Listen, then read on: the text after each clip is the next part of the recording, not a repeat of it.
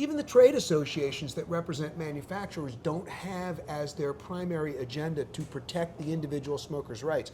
And if you think that it's an exaggeration to say that you couldn't smoke in a cigar store, that circumstance already exists in places in this country and a lot of places around the world. Canada. So, you know, it's the notion that, you know, a place that's dedicated to, you know, the enjoyment of a fine cigar and everything that implies. There's so much positive to our industry, and it's just, right. I mean, look at everybody it brings together. I mean, this cigar is fantastic, I have to tell you. It's so smooth and so easy to smoke. It's phenomenal. For us, it's a real privilege. But for everybody to be to have the freedom to sit around and enjoy, and how cigars bring so many people together.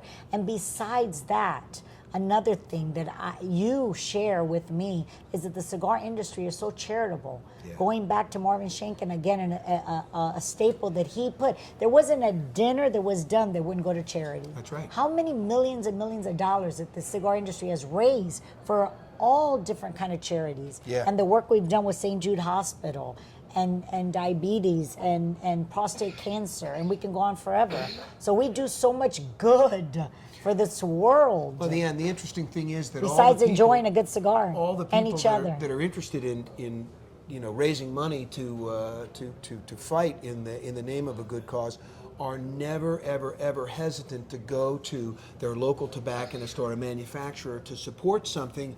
But most of the time, the past behavior has been that they're quick to turn their back when the subject of a ban or a regressive syntax comes up. But we don't give up. And now, that's slowly but surely we've been able to change that attitude, you know. Because we're persistent. And primarily, the greatest example is that, you know, what Mike and Glenn and the board of CRA have been able to do. It's made a big difference. For the House HR, was it 1641 or 1639? 39. Senate 1461. To get a majority of the House to sign on that the FDA should keep their hands off fine tobacco. And that's an unbelievable, that deserves a tremendous round of applause. Because the work for that I agree.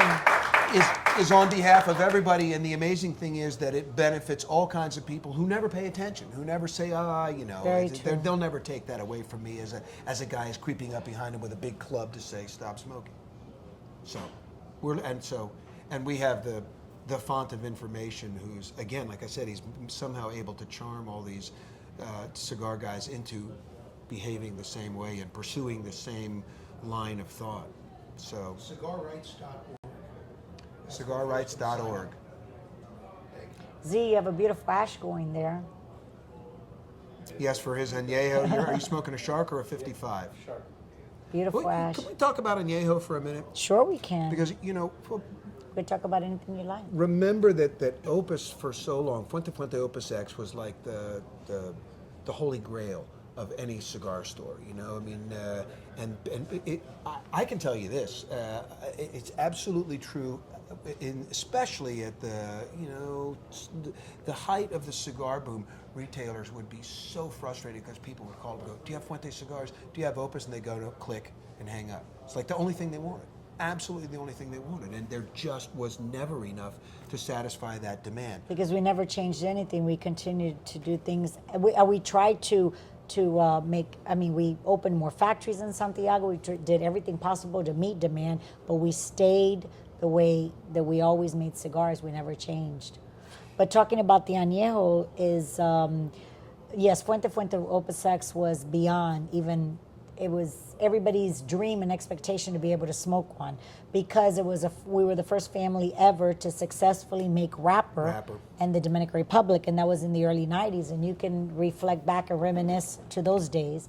And but growing wrapper, binder, and filler on our farm in Chateau de la Fuente was a big project, but for us, it wasn't about the money, it was about making a wonderful product and to be an example for the country that it's become our home. Cuba was originally our home, going back to my ancestors, but Dominican Republic's been our home since early 80s. But there was, unfortunately, there was a hurricane Hurricane George, Jorge. Exactly. And it wiped out a lot of our farm, a lot of tobacco sheds and so forth. But my father, besides being an incredible man in every aspect of the word and my dearest friend in life, but he had a foresight, which he has had many, many times through his career. And so he did not start planting tobacco that season. So we didn't lose tobacco, but we were unable to grow tobacco. And we had to literally build our farm from scratch in a lot of aspects. The barns. Yes, but Danilo worked yes, so hard on that. yes, all of it. And it is, and you've seen it many, many times. It's a paradise. Yes.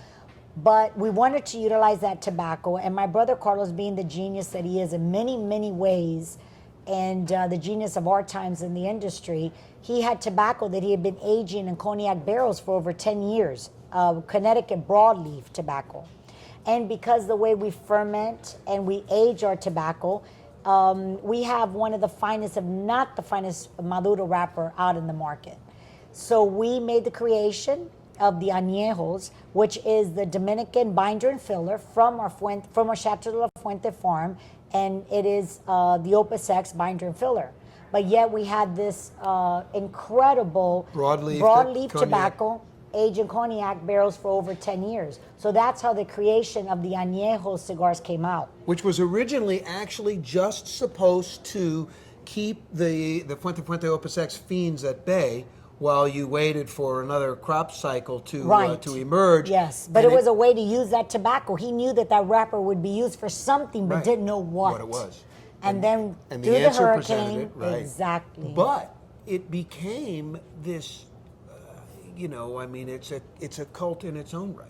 Oh, it absolutely is. Añejo is it's like a subset of smokers who are, absolutely really dedicated and are, busy keeping their feelers out everywhere, and and it's the very season's rare. gonna change. So exactly the season, and then we bring it out into the market usually in the fall for the holidays, and again because it is so rare.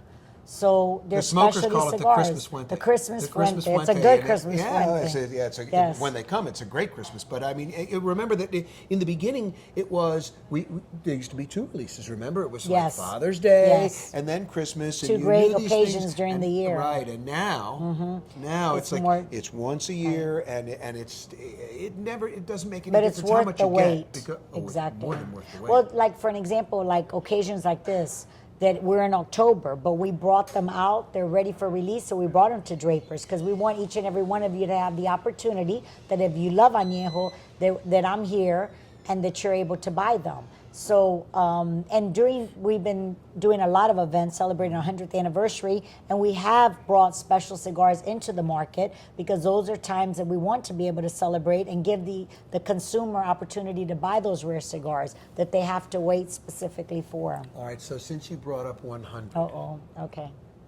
Let's talk about what's going to happen in the 101st year of Fuente, because obviously that's when really we're going to see 100th anniversary cigars, right? Exactly, yes. Well, the motto, again, that we never rush the hands of time comes into play. The box, when you open it up, should have that recording. It should be. It should we be, never rush the hands of time. because we don't. Right. But our new motto, our new slogan, another slogan is 2013. 13 is my father's number. And it's year one, time begins. And what that means is it is the beginning of the next generation. We have been in business for 100 years, and we plan to be in business for the next 100 and, generations to come. But the beginning of this year, unfortunately, we lost two of our major warehouses in the Dominican to a fire, an accidental fire. And we do fortunately have a lot of tobacco, but we did lose two major warehouses. So therefore, a lot of the very aged tobacco that we had that we were planning to use, we still have more, but that we were planning to use in our Siglio, our 100th anniversary cigar, and many other special cigars we lost. It went up in flames, like Carlos says, with the angels. Exactly. But like Alito says, but nevertheless, we're still making the cigars. So they're starting to come into the market towards the end of this year, and they will go all the way into the next year, 2013, which will be our 100th anniversary cigar. our Casa Cuba, and a lot of specialties that we have. So we were going to So have it isn't just going to be one 100th anniversary release. There are going to be some other things that celebrate different personalities. Yes, like our Angel Share within the Fuente Pasex line. Right. And Should our, come with a box of matches. Yes, exactly. Yes, but so we can blow it up in fame. Right. But then, yet, that's going to be going to charity as well. There's a whole mystique behind our Angel Share. Right. Within the Fuente Pasex line is going to have a beautiful red box that's sensational. So we're working on those.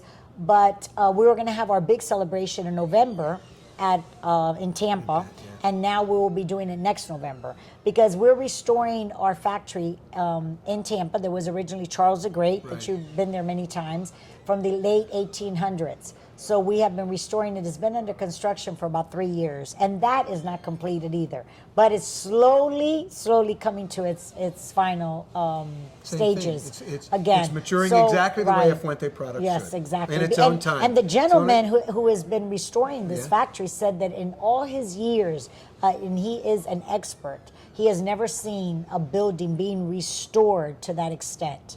Because again, it's not about the money, it's about the passion and the love. And we want that factory is going to be not only for our generation, but for the next generation. Sure. My parents have 8 grandchildren, and the ones that want to continue, which we already have ones on their way. Exactly. And as we speak, my son has been rolling cigars with his grandfather in the factory, rolling 8 hours a day, so he can get the real feel of it. He's been doing that all summer and all fall, making cigars, and I think he's going to be another like Tattoo Pete, a natural from way back. And so we are, for the next generation, we have a lot of excitement for all of you guys that will be part of our family. So 2013 will bring a lot of wonderful things for our family and our business. And that's great. Do you remember the first cigar you ever smoked? Yes. It was actually an 858. My grandfather. I remember because when my grandfather passed away, he was 85. Right. And so we brought out the Flor Fina 858 in honor of him. Right.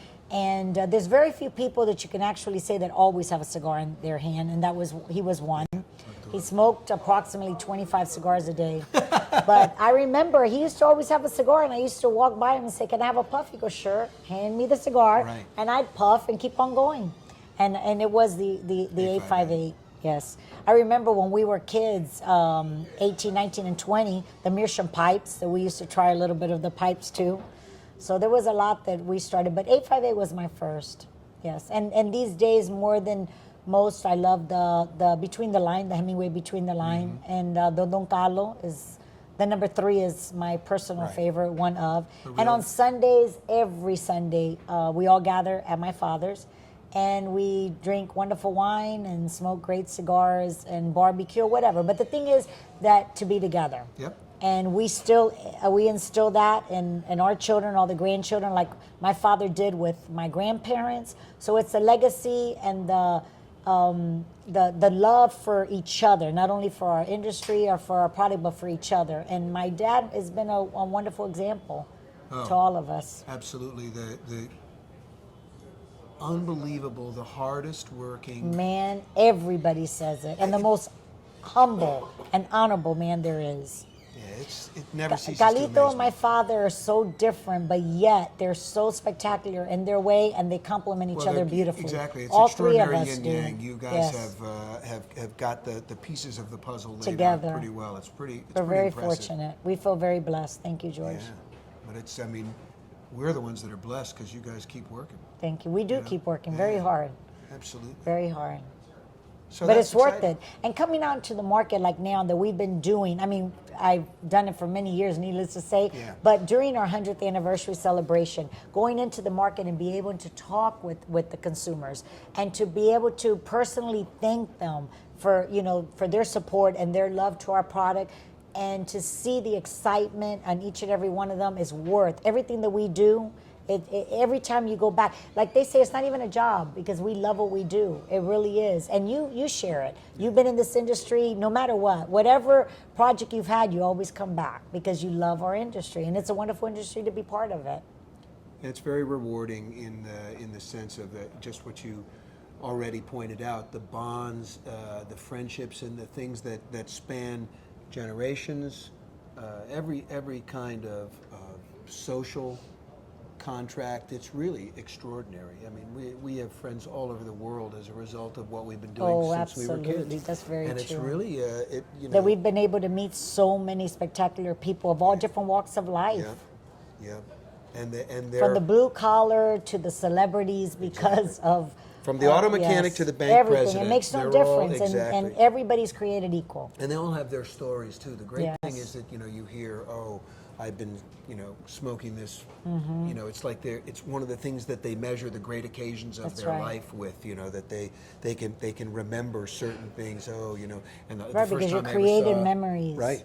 And things that really resonate in other areas of their life. That the yardsticks, the milestones are the great cigars that they use to mark them.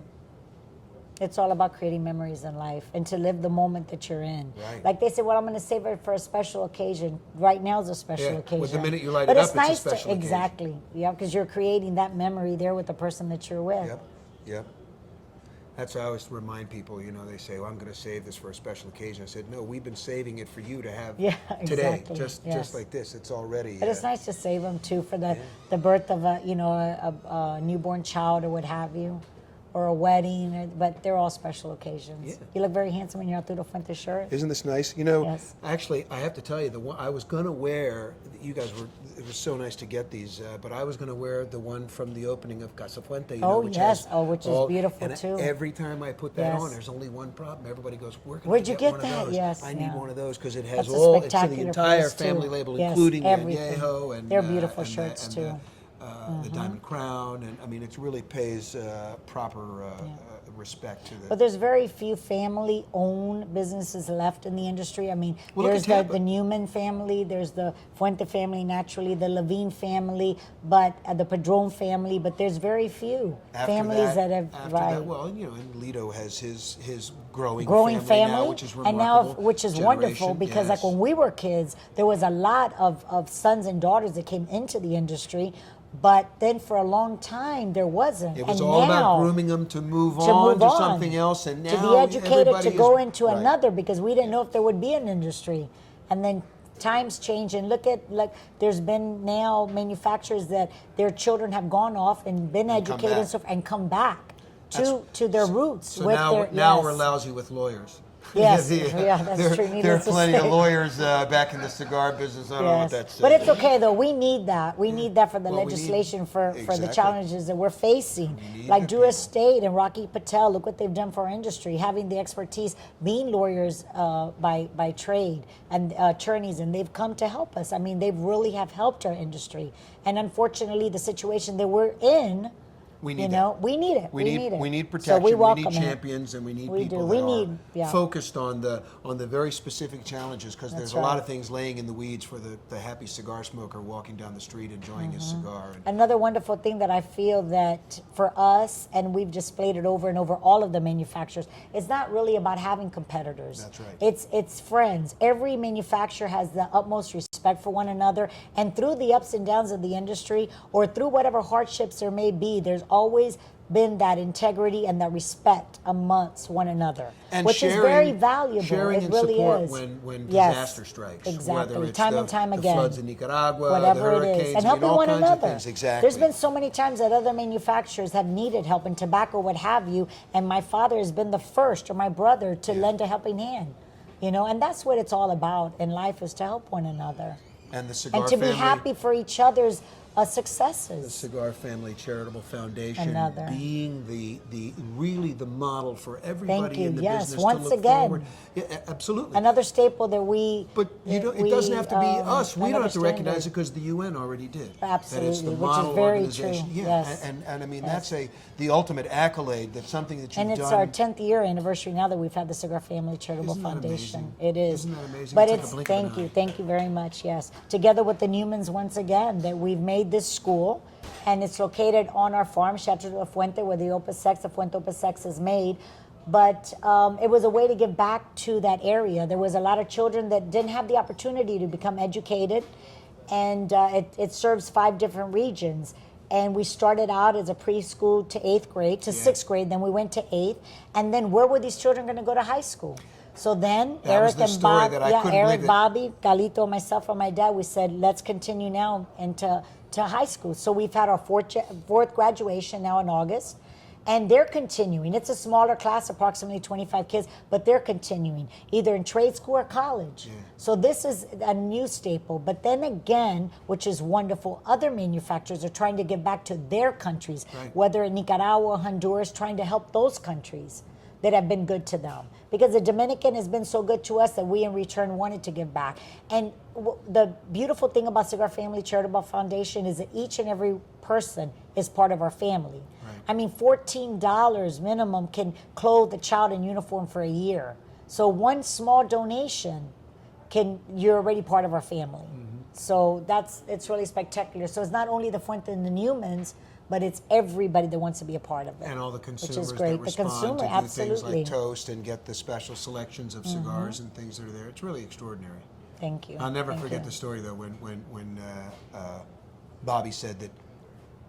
Actually, it might have been that the kid came to Carlito and said, "I need a job in the factory," and he said, "What are you talking about? You're doing great in school." And she goes, "Yeah, I'm finishing, and we don't have there's no secondary school to attend." Exactly. And they turned around and said, "Okay, well, we have to do it," and they just Another project? wrote the check, spent the money right away without thinking about where it would come from and how you would raise it. Just said, okay, we got to let them have a place to another go. wonderful thing is that the Fuentes and the Newman undergo all the administration costs. Right. So each donation directly goes to the children, which it's very rewarding for the person that's donating. It's not the norm for charitable. No, we work very hard. Everybody works very hard for their money. So to know that what you're donating is going directly to the school and the children, it's a big impact for the person themselves who's donating the money. Yeah, well, it makes you feel better that that all of the money that you're donating is actually going to go to that, as opposed to supporting somebody's administrative. Yes. Their Right. we're using this for more fundraising purposes. Very true. Do you guys have questions? Anybody have a thought? Good. Let's go. Okay. It's been great. Thank you, George. Oh, thank thank you you. always. It's beautiful to see you It was and be so with great. you again. Thanks for your Thank time. you.